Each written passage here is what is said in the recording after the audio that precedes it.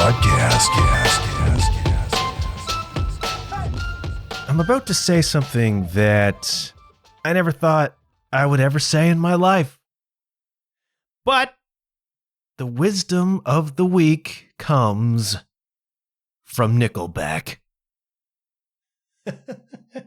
I feel like we have well and truly turned a corner. The wisdom of the week comes from Nickelback, all right? I watched the Nickelback documentary on Netflix this past weekend, one of the final acts of my little summer vacation, and right towards the end of it, as they're kind of summing up this weird, unique career that Nickelback has had, there's a shot where the lads are kind of walking to the bus, and there's a voiceover, and I can't remember if it's Ryan Peake or Mike Kruger who says it, but one of them says, "Now is the good old days.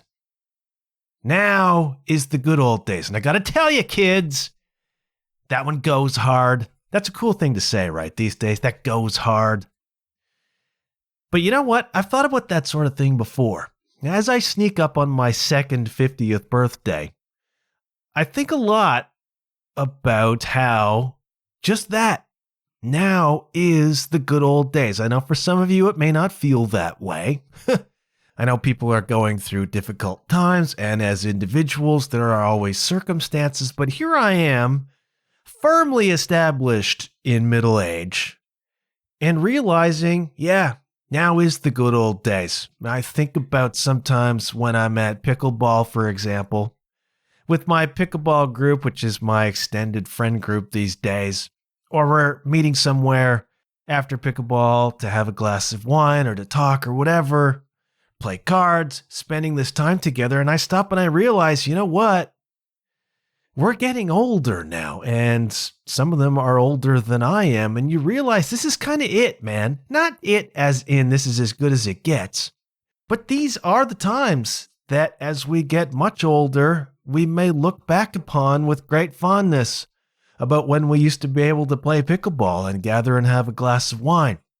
Or when I'm out playing with the band and I realize, you know, I'm getting older. There are only so many cats left in my life. If you follow cats to their normal lifespan, I got maybe a couple rounds left, you know what I mean? And then you begin to realize as you get older that you are in fact getting older, and that some things you're going to lose along the way. You know, your physical ability, the opportunities perhaps to go out and play music the way that I do these days. And when you're younger, you see nothing but opportunity in the future, right? You see only things getting better, doing more stuff, whatever. And so it is as you get older. It's just, I think your perspective changes, or what you focus on maybe changes a little bit. But I've looked around recently and realized that these are halcyon days. In a lot of ways, these are the good old days right now. These are the moments, and you have to be aware of that. And it's important to recognize that, okay? So my encouragement to each of you right now, especially those of you who, like me, are beginning to creep up into middle age and getting quite a bit older, take a look around, realize what's good right now, realize what you like doing, especially in a community. When we talk about the good old days or the golden days, very rarely, I would suspect, is that an individual thing. I think very few people reflect back on the good old days and see themselves standing there alone. If you were standing there alone, chances are they were not good old days. And so I implore you to appreciate your people and to appreciate the circumstances in which you get to interact with those people. Because for a lot of us, these really well and truly are the good old days. And I think there can be generations of good old days. You may look back at your high school life, say those were the good old days. And if those days were as good as it gets for you, eek. But you may still look back at that with some sort of a golden glow with a hue around it, and that's cool.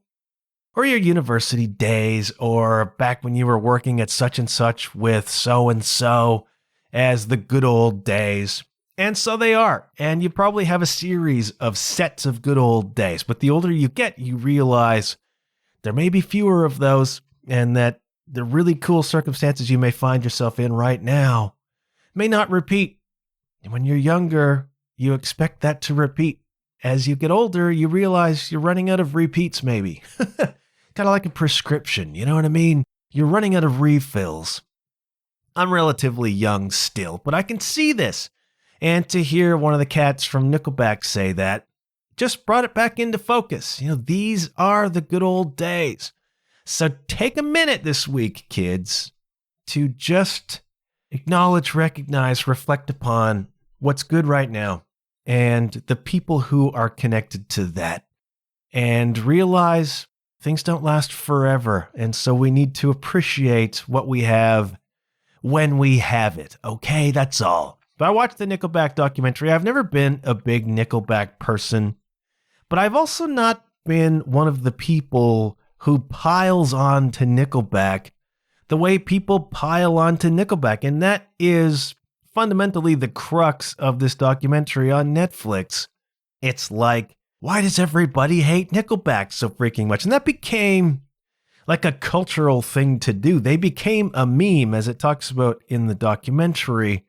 They became a meme as memes were becoming things. I mean, they were very easy. I understand up to a point. It's always very easy to bag on somebody who's really, really popular. And you see that with Taylor Swift. You see that with anybody who really reaches the kind of ubiquity that a Nickelback reached at the real peak of their powers. They were kind of everywhere. And they became, and this was not anything I don't think that they defined or coined, but they became the poster dudes for a genre of music that they called douche rock. And I understand why you would frame some of the music in that way. I get it. A lot of it wasn't all that deep. But they became kind of the poster boys for this new style of hard rock that came along in the early 2000s, at a time when it was needed, by the way, because the late 90s were eek. We needed some rock music with a little bit of testosterone, kids, And so Nickelback became the poster boys for this whole douche rock thing. Okay, fair enough. And I never really loved Nickelback. I was not ever a huge fan. But I never jumped onto the I hate Nickelback train the way so many people did. And so many people have. And I think it's unfair. Okay, now I try very hard not to be judgmental, at least publicly, about other people's art and about other people's work. And you watch this documentary and you realize that for people like Chad Kroeger, this is not a game, man. I mean, this is his life's work, and he has poured into it what a fella pours into his life's work, okay?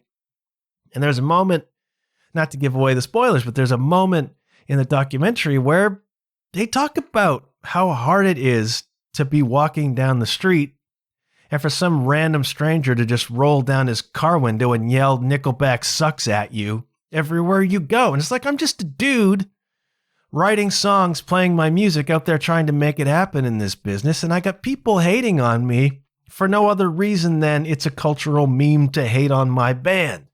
Whether you like Nickelback or not, I do not like to jump on other people's art, especially when it's sincere, whether you enjoy it or whether you don't. But there's this impression, I guess, that somehow Nickelback did not earn the status that they have achieved.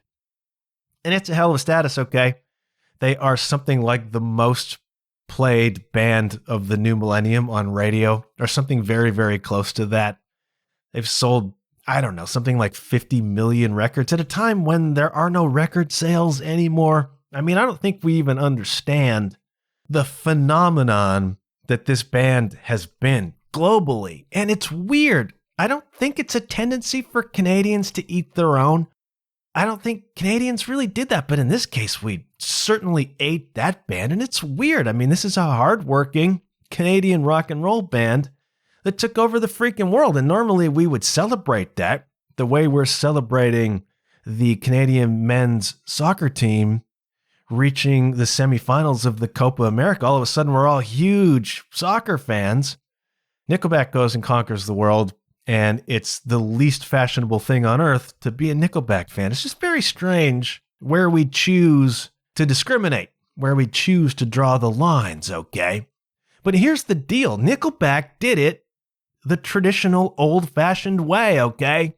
It's not like Chad Kroeger turned up on American Idol and got a record deal off of that. And this documentary follows the trajectory of these cats from a small town in Alberta, picking up their instruments as teenagers, trying to figure out how to play them, learn them, writing songs, going out there playing to nobody, and then hopping in a van that could fall apart at any moment, and dragging a trailer across the freaking country, and in the winter and in the mountains, and playing shows to nobody, and doing the grind, and then putting their own money into EPs, and then going into debt to make records, trying to get a record deal, not getting one, fighting their way through in the traditional way that bands have fought to make it in this business. And it seems lost on the general public that Nickelback had this trajectory.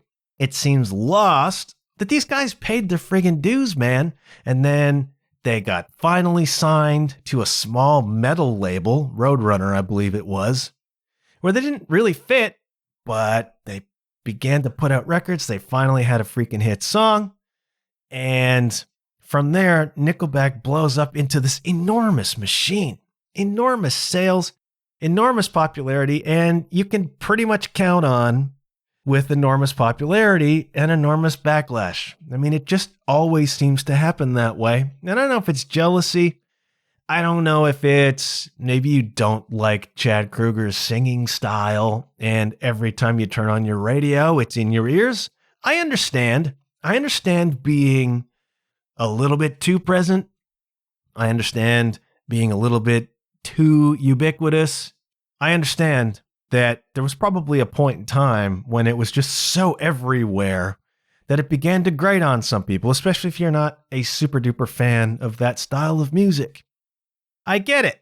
And I think it's beginning to change now. You know, sometimes if you're in this position where you have this kind of rise and you have this kind of just global presence and you deal with that backlash, sometimes what you've got to do is just wait that out. You've got to endure, and it's difficult, and it sucks to be the poster band for bands that suck. Even though they don't suck. They're killer players. Chad Kroeger writes great songs, great hooks. They're heavy, they rock, they can do radio friendly, they can do the whole freaking thing. And they have not been appreciated for that until I think now we're finally getting through to the other side of this, and people are realizing, geez, that was maybe a little bit unfair, and wow, what a catalog these guys have put together. And then you watch the documentary and you realize that for a band that is the poster children for douche rock, not douchebags. They did not come up with that moniker. Other people, critics who I don't think any of them have produced much, let alone sold 50 million records. Critics come up with that sort of thing as a way to denigrate a band or a band's style, and every popular band probably has had to deal with that at some point. Look at your Kiss, look at Motley Crue, look at the whole freaking thing. It's just part of the game, I suppose. If you wait that out, eventually you hope that people come around the other side and realize, oh, wait a minute, maybe we were unfair about that. But they're not douchebags. You watch them in this documentary, and they seem like just nice guys. Chad Kroeger might have been a little bit wild as a younger man, did some stuff, got into, celebrity marriage with Avril, all that sort of thing. But fundamentally, they seem like down-to-earth, nice guys, family guys in some cases, and genuinely appreciative of the success that they've achieved and the fan base that they've developed. And it's hard to dislike them as individuals. When you watch this documentary, you realize these are just freaking cats. These are just musicians like most of the rest of us, out there trying to find their way in this game, and they had the right combination and the right opportunities at the right time, and they did the frigging work to prepare for and take advantage of those opportunities, and it worked for them, and they found their way through to the other side. And you might roll your eyes at, I like your pants around your knees. I roll my eyes at that too, but they are not the first rock band to come along with a lyric like that. Okay, fine, whatever. If it's not your thing, it's not your thing. But this enormous global hatred is just way out of proportion, I would say, you know? And I've never seen Nickelback live, but I've seen live coverage. I've seen live footage. It looks like they put on a great show to me. And it's wild, man. I mean, you're looking at this documentary and they're following them around on tour at kind of peak, right? Like when as big as they were ever going to get. And I don't know how many people are on the cruise, like 50 people in this entourage going around the world. They've all got their own bus. I mean, this is the level we're talking about, kids. We are at a point in time right now when big bands are going around with a Sprinter and a trailer on the back because they can't afford buses. You got Nickelback in individual buses. This is the level we're talking about here, okay? They have reached a level of success and popularity that very, very, very, very few bands ever get to. And that might drive you crazy if you're a Nickelback hater, and so be it. Okay, I understand, but you can't deny it. You can't deny the radio singles. You can't deny the musicianship. Deny the lyrics if you like. I'm a Steel Panther fan, so, you know, I kind of got to hold up my hands, and I am right now. But it's a new perspective. It's a new perspective on this band, and it pulls into, or it digs into, the level of dues that they actually paid along the way, okay? And I think it's unfair that they have absorbed the kind of hatred that they have. But, you know, there's another side to that coin. In the publicity game, they say there's no such thing as bad press. And if nothing else, all of the bad press kept Nickelback very top of mind through years of a band's career that usually I think they would fade away. A lot of bands get maybe a 3 or 4 year window tops where they put out a record or two and they have some hits and they're a thing. And then the world moves on. I mean, we saw that back in the 80s with those bands that I loved so much in that glam metal scene. They get 1, maybe 2 records before the whole thing collapsed and was gone, right? Band like Nickelback in the early 2000s reaching the level that they did, you might have reasonably expected them to hang around for 5 or 6 years and then disappear, fade away, right? They didn't. Okay, they kept putting out records, they kept having hits, and I think a lot of the attention that remained on them was actually driven by this disproportionate hate that they received out there in the world.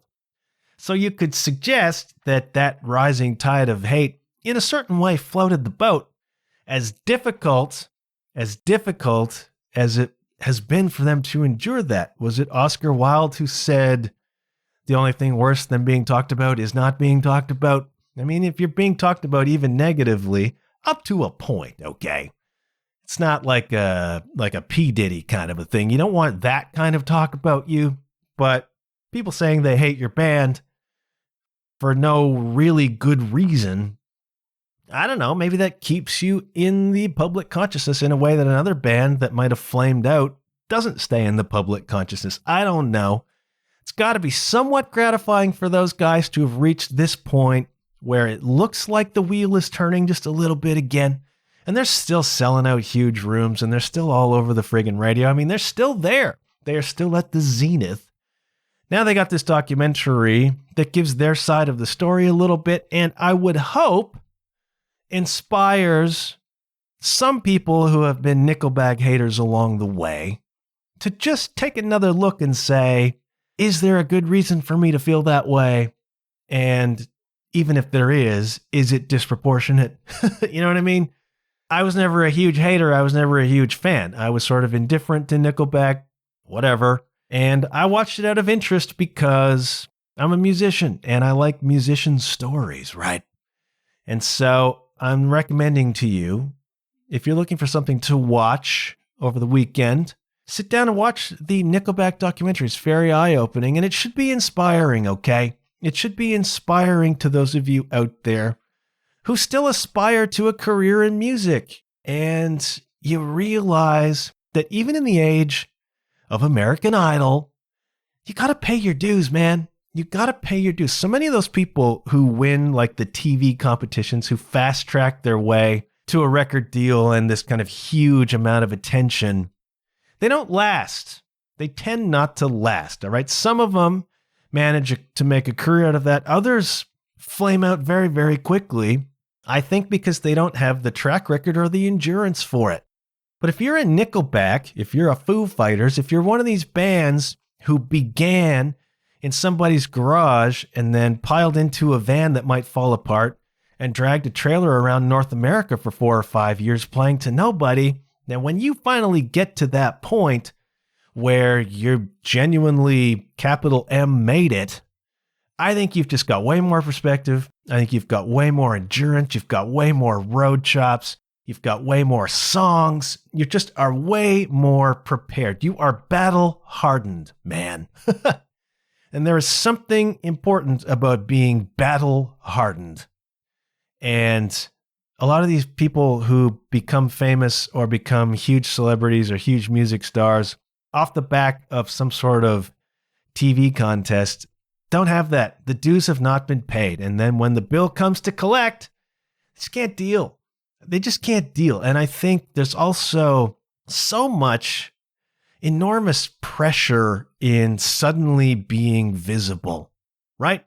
So if you're nobody from nowhere and you wind up on American Idol, or God help us all, you say Hawk Tua on a freaking TikTok video, and then all of a sudden everybody on planet Earth knows who you are, and everybody wants a piece of you, and you get that backlash immediately too. But all of a sudden you've got all this attention on you.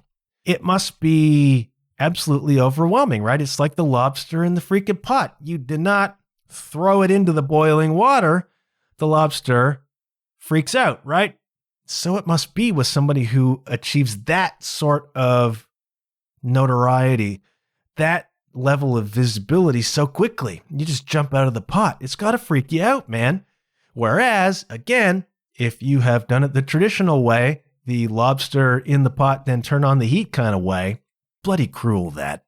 You're a band that's gone out and slowly but surely, year over year, began to develop more of a fan base, then you become acclimatized to the level of attention as it grows and grows and grows and grows, right? It makes you better, I think. It makes you better capable of handling the pressure of visibility when it comes upon you because you've gone through the different layers, right? Yeah, like I've talked in the past about this notion of becoming the sort of person who can. I've had to do this as a musician, all right? Become the sort of person who can play in front of 2,000, 3,000, 5,000 people. Couldn't do that when I first stepped back into the music business like almost 15 years ago. First show I played was for 30 people in a basement, and it freaked me out. If you had set me on a stage in front of 5,000 people that night, I would have wound up in the friggin' hospital. You need to become the sort of person who can. And the only way that you can become the sort of person who can deal with the kind of attention that Nickelback winds up getting, deal with the kind of hate that Nickelback winds up getting. The only way to do that and to keep your marbles together, to keep your eggs unscrambled, is to have gone through the layers of attention, gone through the layers of popularity, so that when you get to this kind of crazy peak fireworks kind of attention, well, you know, you've already experienced something close to that on the way up. Whereas I don't know what is happening with Hawk Tua Girl. I don't even want to talk about her. I know she's got some sort of management deal now, and like all these opportunities are falling at her feet. But I can imagine the online hate is freaking intense too. And so she may be smiling in all the photos, but I bet she's freaked the F out right now because there's been no build up to this. And then all of a sudden, you're one of the most visible people anywhere, and there's two sides of that, and you're having to deal with that. Great opportunities, but I think amazing backlash as well. And you can crumble. you can crumble very, very quickly if you've not built up the personal infrastructure to handle that. So here we have Nickelback. They've done it the traditional way.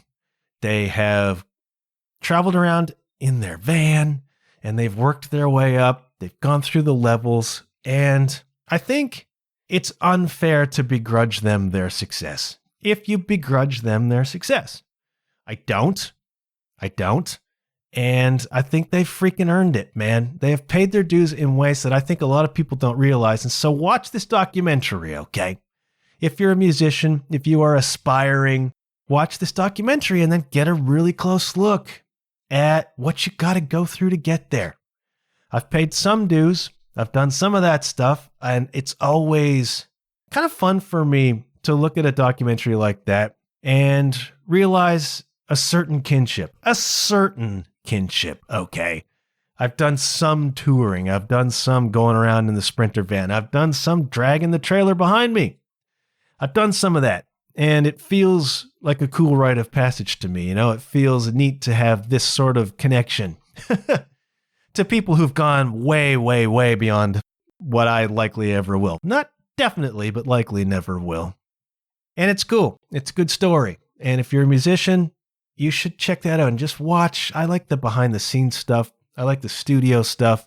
I like just watching what happens on the other side of the curtain. I've said before, my favorite place to be at a big show is on the friggin' stage. If I'm not playing it, then I'd like to have that kind of access so I can see what's going on back there, because that's the part that was always the mystery for me. I would leave a big show and I would pang because on the other side of that screen, on the other side of that stage, the curtains that I can't get past, that's where all the cool stuff is happening. That's where people are living life at the kind of level that I wanted to be, or in the kind of energy that I wanted to be living in.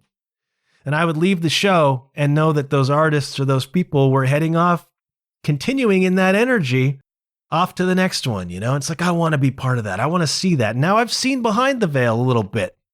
I've seen behind the curtain. I've been around shows, and my opinion has not changed. I would rather be on or behind the stage than in the audience most of the time. It's a cool documentary, and I don't know if it will change your opinion of Nickelback or not, but from a purely objective musician point of view, it's always inspiring to watch a band who just paid their friggin' dues and found their way through and have made it work for this long. So I'm actually recommending you go check that out, okay? Now, I got another recommendation. I wasn't planning to do just a bunch of documentary recommendations, but I'm gonna. There's one that I found on Amazon on the weekend, and it's called Let There Be Drums. If you guys watched the Count Me In documentary that was on Netflix, which featured our old friend Emily Dolan Davies, twice a guest on this podcast, Let There Be Drums is something very similar to that. And what it is just a bunch of drummers you know being interviewed, talking about playing the drums. And it's Ringo, and it's Chad Smith, and it's Stuart Copeland, and it's Jim Keltner, and it's people who, it's like the daughter of Keith Moon, it's Jason Bonham, it's all these folks who are famous drummers or who are related to famous drummers, talking about the drums, man. The folks from the Grateful Dead. I mean, it's a really, really compelling look inside the minds of drummers. And I know for some of you out there, that's a scary thought. That's a scary place to be, inside the minds of drummers. Best people on earth, let me tell you that right now. Drummers, the best people on earth. And I just really dig it. I really dig it. And I am like anybody else, okay? I need the inspiration too. You know, there's something about belonging to a tribe. There's something about kinship that kind of pulls you through. And it can be easy as a musician, especially these days when we are still dealing with a kind of COVID hangover in the music world, where there aren't as many gigs as there used to be, where there aren't as many venues as there used to be, where it seems to me like a lot of acts that disappeared during the pandemic, or acts that had to stand down during the pandemics, never stood back up again. Now, I look at the landscape now around where I am, and it's utterly changed. So many venues gone, so many acts gone. It's just like the opportunities aren't the same as they were. They're beginning to trickle back a little bit. Not Nickelback, trickle back. And okay, you can kind of see on the horizon where maybe things will come again. But at this moment, it's not hard to feel like it's kind of over in some ways, or the potential is not there in the way that it was anymore. And so you take a look around and you feel like you've lost something. Something is gone. Something is not here that was here before. And it can be a shot in the arm to sit down if you're a drummer and you feel as though there's a sea change that's happened, to just sit down and watch a bunch of the best drummers in the world talking about how much they love playing the drums, and to have that fire rekindled in you, and to feel a certain kinship with those players in the way that you might feel a kinship with Nickelback, at least during that period of their career where they're in a broken down old van dragging a trailer around. It's like, I have had that experience. I know why they did that. I know why I did that and would do it again. And you begin to rekindle your passion just a little bit for that thing you do. And so it is with Let There Be Drums. You're watching Ringo Starr at the time, close to 80 years old, just bashing around on a drum kit beside a pool, and it's Ringo, and he's just doing Ringo stuff. And you're like, man, that's my tribe, right? The desert island game. What tribe would you join if you had to join one? Well, drummers, musicians. Feels like that to me. And so it can fire you up. So if you're a drummer out there and you just want to spend an hour and a half talking drums with people, watch the Let There Be Drums documentary. Or if you're a musician and you just want to hang out with drummers, it's a really fun one. And it's really cool, really inspiring to watch people who just love what they do, whatever that happens to be. Now, it helps if you do that thing too, but I've watched, say, the Formula One series, Drive to Survive. I could give a rat's ass about car racing, but, watching the personalities behind the scenes and how much they care about this, or documentaries about football teams, there's something to be said about watching people be passionate about what they're passionate about. That much better if it happens to be something you're passionate about as well, So Let There Be Drums. That's another documentary recommendation I'm making to you right now, just for a little inspiration, man.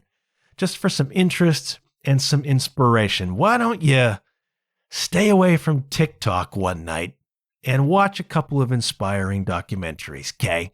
I'm going to give you one more, and that's going to be this week's episode.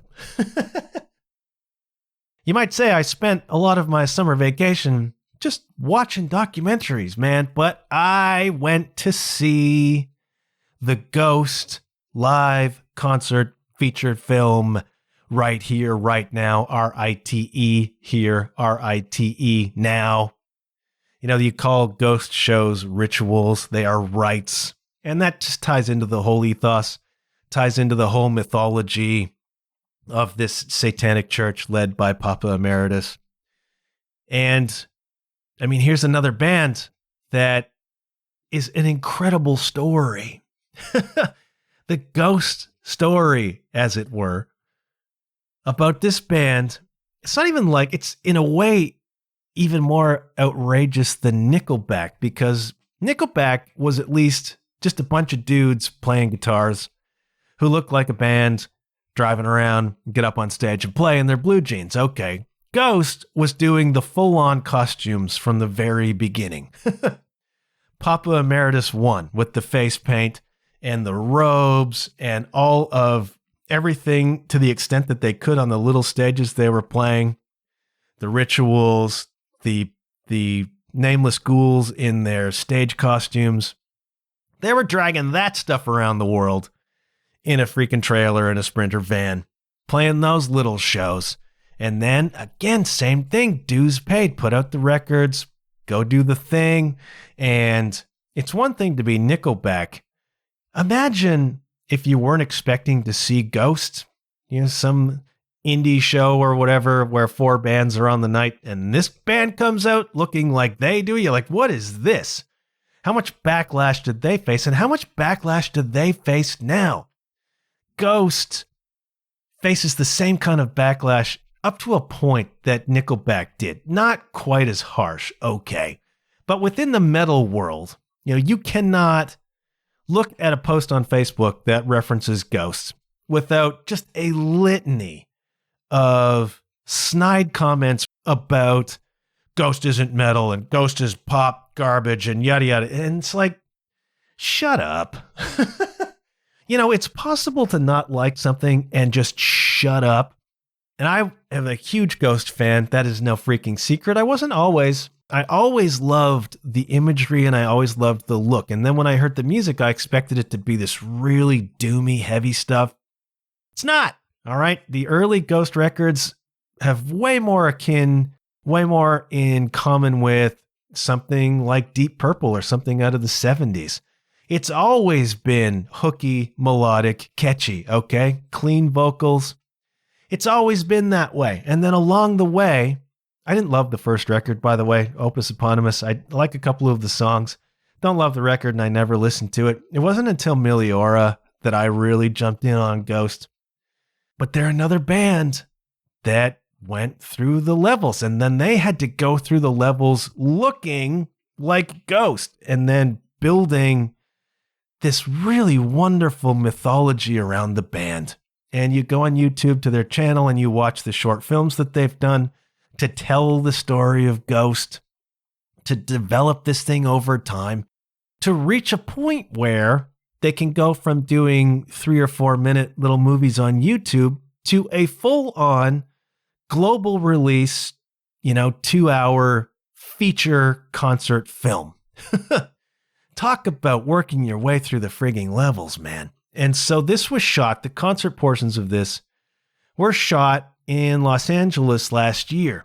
And I remember this happening because it was a really big deal that it went around that they were really clamping down on cameras and phones and stuff at those shows. And then it became known that they were recording those shows. And so there was a real buzz in the air about what Ghost was up to, because Ghost is always up to something.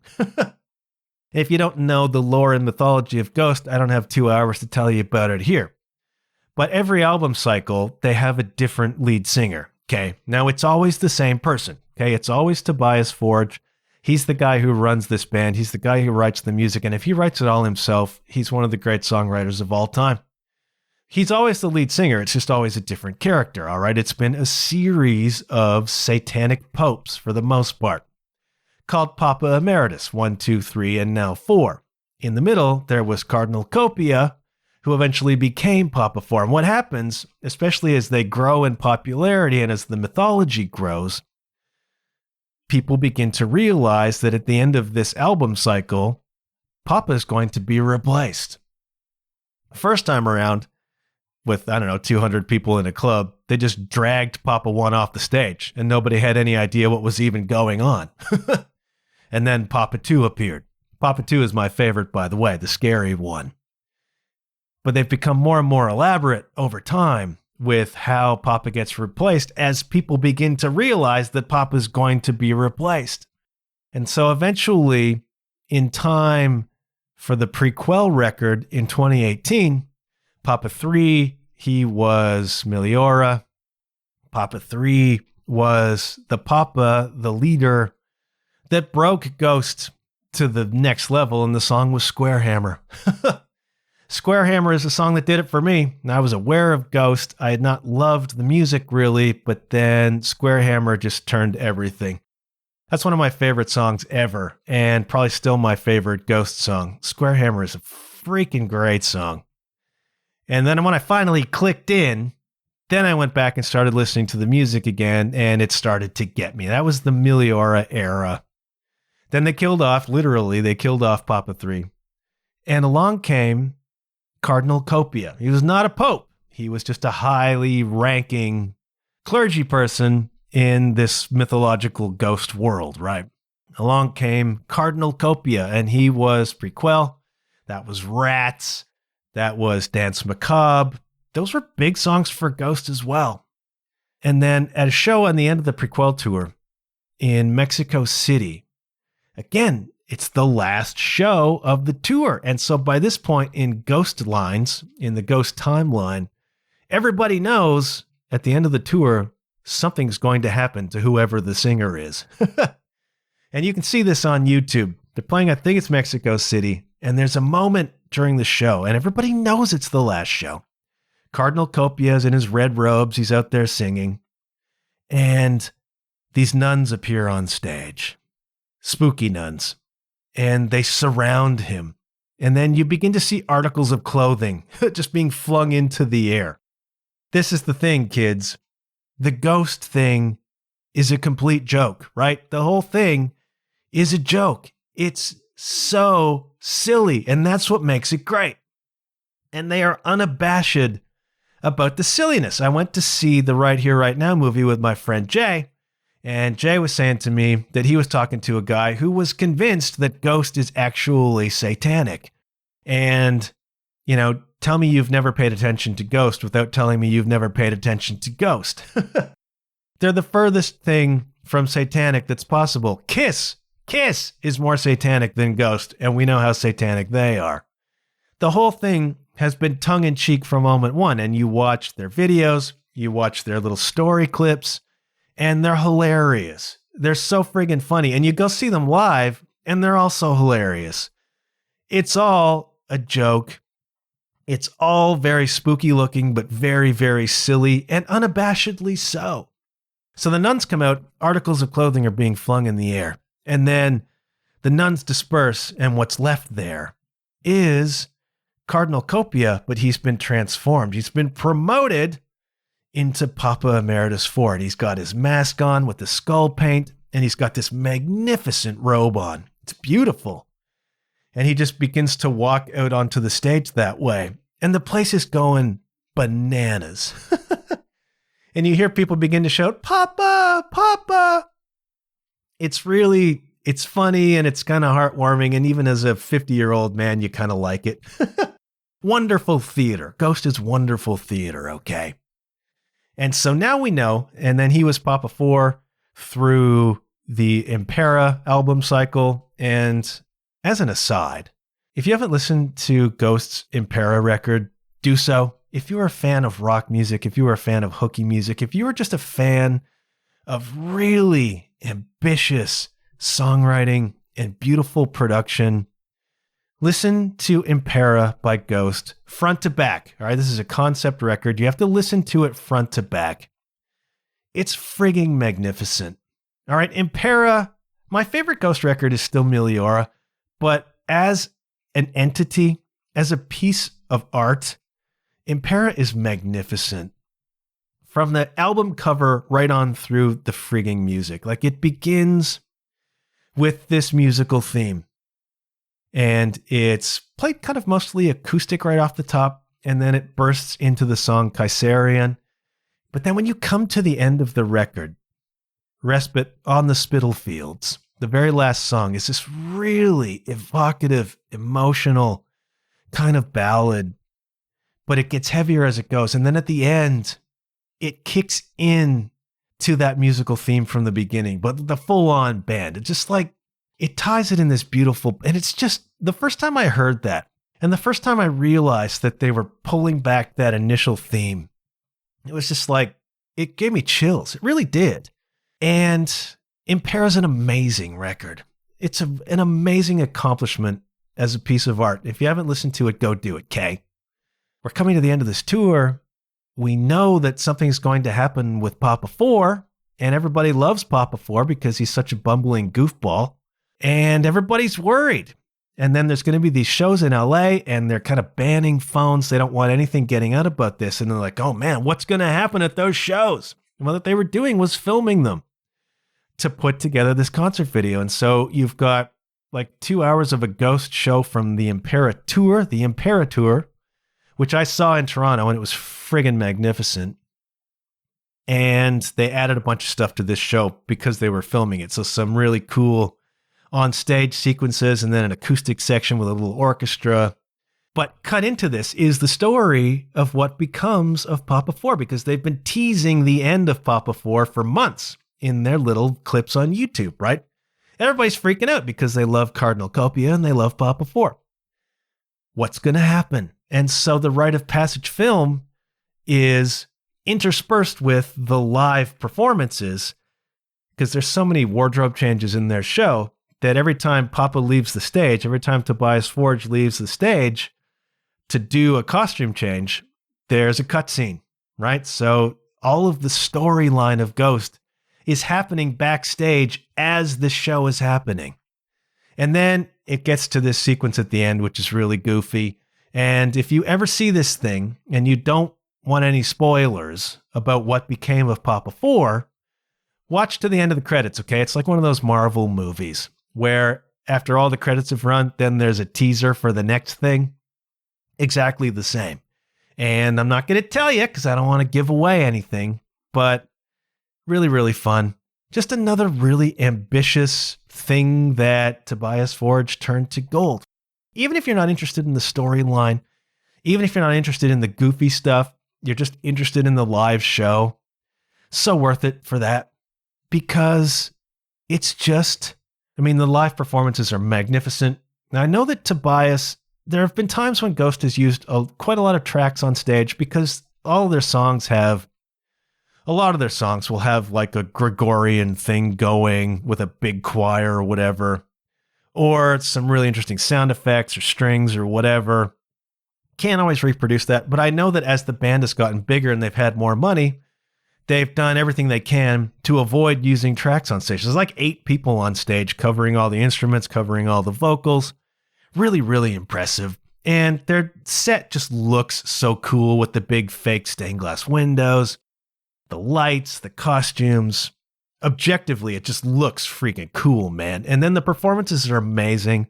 They're killer players, every freaking one of them. Tobias Forge's voice, I assume he hasn't touched up anything in the studio after. Maybe, I mean, that happens. But for the most part, it's pristine.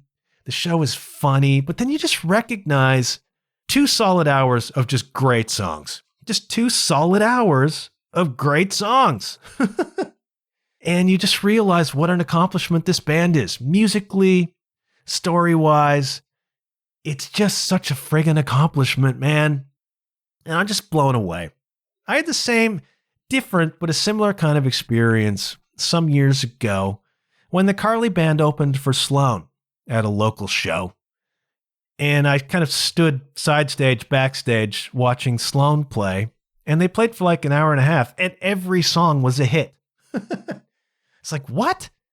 I forgot they did this song. Every song they played was a hit radio song. It's like, wow, they've got a lot of songs. And so I'm watching the Ghost thing, and I'm like, every song that comes is just great. Great. Great song after great song after great song, cut with this really funny and interesting storyline that those of us who are invested in the Ghost mythology are following on the edge of our seats because we want to know, right? It's kind of like pro wrestling in music. It's like, we got to know what happens. And it was great. It was just great. And then I've been on a Ghost kick ever since because the music is so good. Even if you're not interested in the mythology, the costumes, the image, whatever, the music is just so good. Go listen to Impera. It's just a magnificent musical accomplishment. It's really incredible stuff. And then if you want something heavier, go back and listen to Meliora, but listen to the Meliora Deluxe Edition that has the Pope Star EP, which includes Square Hammer, which is the song that broke them. And the reason that the concert film is called Right Here, Right Now is because that is a lyric from Square Hammer. Are you ready to stand right here, right now before the devil? Great. I love Ghost. I think that's a really great concert film. I assume it's going to come to a streamer soon. It was very, very limited release. It was only shown for a couple of days in select theaters around the world, but it did a huge box office. I mean, it was sold out. It was playing in 2 theaters when I went to see it. Both of them, I think, were sold out. It will wind up on a streamer, and get out your big sound system and your big TV and just put that on and watch. Freaking great, and good for Tobias Forge, I say. Because if he is really the driving that bus musically, if he is really writing most of that stuff, it's staggering. It's stunning. what is coming out of him musically and whoever he's working with. It's freaking great. So those are my recommendations to you. I did not expect to do this. I did not expect to pop back up and just give you a bunch of documentary recommendations, but hey, we all need entertainment and we all need inspiration, man. So the Nickelback documentary, Let There Be Drums, and whenever you get a chance to see it, the Right Here, Right Now concert feature film by Ghost. And I don't really have a song for you. I suppose I do. As part of the Right Here, Right Now release, Ghost put out, quite unexpectedly, a new single. It's called The Future is a Foreign Land. And it's just another element of the story that they've brought in over the past few years. So the implication is that Ghost as a band has existed since the 60s. And the original Papa Nil, was the guy in the 60s version of Ghost. And so they've released several songs that are the 60s version of Ghost. And that's Mary on a Cross, that's Kiss the Go-Goat, both of which have been huge singles, by the way. But they're very jangly, kind of 60s rock stuff, kind of garage rock sounding. I mean, he's a real chameleon, Tobias. He can do straight up modern metal. He can do this weird, jangly 60s throwback stuff. And so The Future is a Foreign Land is kind of one of those 60s Ghost songs.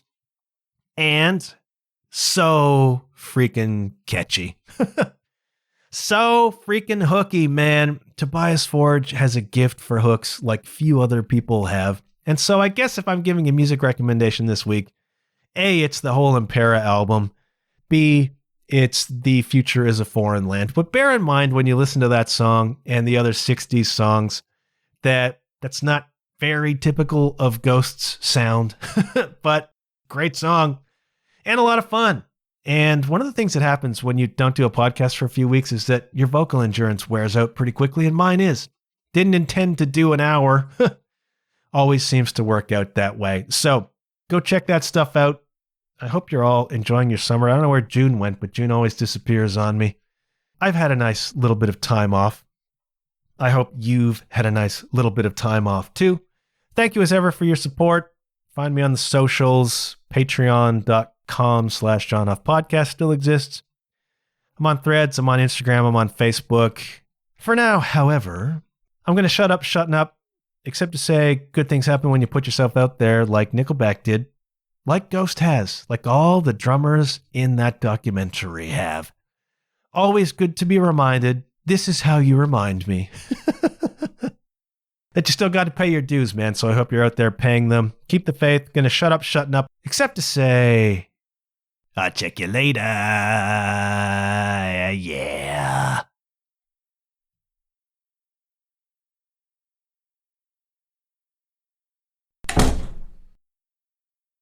When it all burns down, when it all burns down, I will hold you close.